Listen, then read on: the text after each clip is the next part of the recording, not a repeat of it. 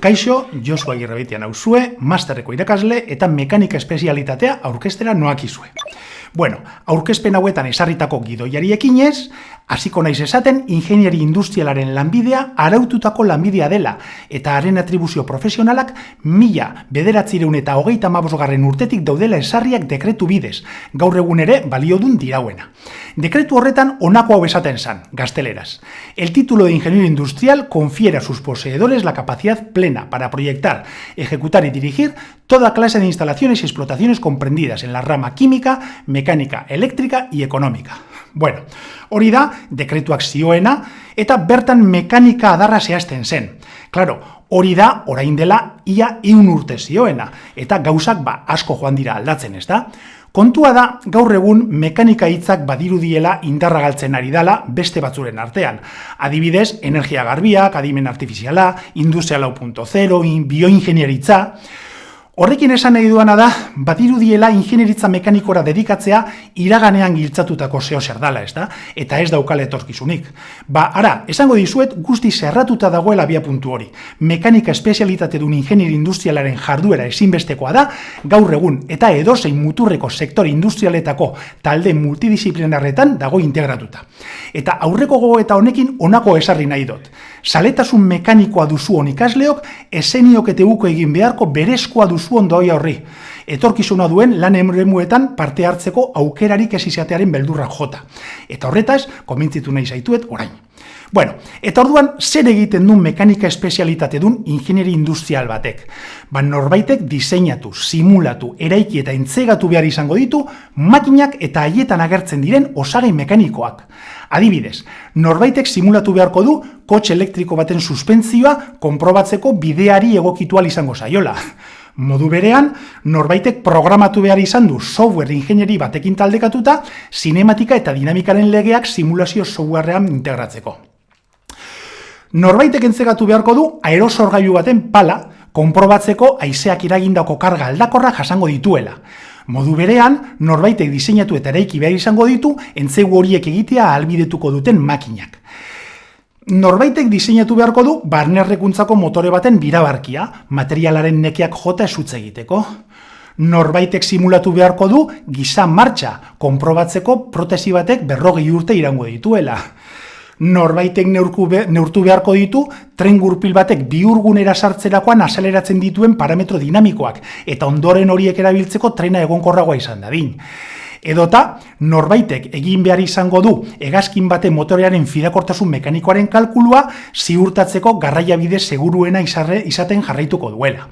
Bueno, norbait hori mekanika espezialitate dun ingenieri industriala da, zeinen makina horien diseinu eta produkzio prozesu osoa zuzentzeko ahalmena izango duen. Bueno, eta orduan zer ikusiko da espezialitate honetan? Bertan ikusiko diren edukien abiapuntua graduko aurre sakontze mekanikoan ematen diren ikasgaietan dago. Bertan, espezialitate honetako oinarrizko jakingarriak ikusten ziren. Makinen osagaiak, makinen kalkulua, egiten teoria eta eraikuntza eta egitura materialak. Bueno, puntu honetan, azpimarratu behar dut, kritikoa dala aurretiko ezagutza hauek ondo finkatuta izatea, espezialitateari etekin onena atera ahal izateko. Bueno, behin aurrekoa kontuan hartuta, hauek dira ikasgaiak. Egituren dinamika. Hemen gorputz anistun sistemen dinamikaren ekuazioak planteatzen eta ebasten ikasiko dozue. Makinetan gertatzen diren vibrazioak, ardatzen desegonkortasunak eta beste hainbat aplikazio praktiko ikusiko dituzue. Zarata makinetan, hemen dinamika akustikoaren ekuazioak planteatzen eta ebasten ikasiko dozue. Gainera, makinen zarata detektatzeko eta kontrolatzeko erabiltzen den tresneria erabiltzen ikasiko dozue. Egituren kalkulu eta diseinua.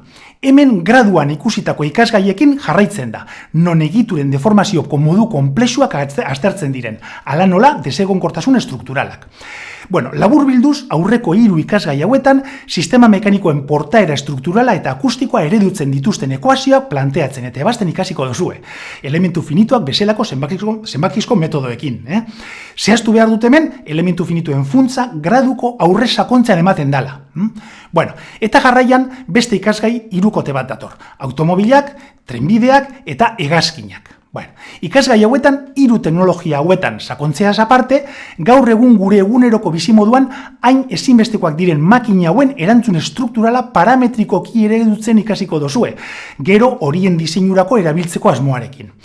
Puntu honetan, zehaztu behar da Euskal Herria liderra dala sektore horien diseinu mekaniko eta fabrikazioan.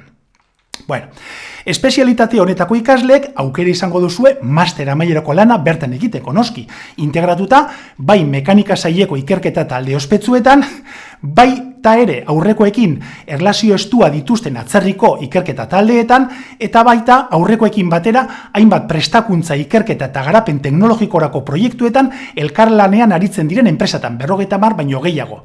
Bueno, bestalde, ikasgela aeronautikoan parte hartzen duzuenontzako aurreko enpresa horietan egin dezakezuen master amaierako lana kutsua aeronautikoa duten proiektuetan kolaboratzen.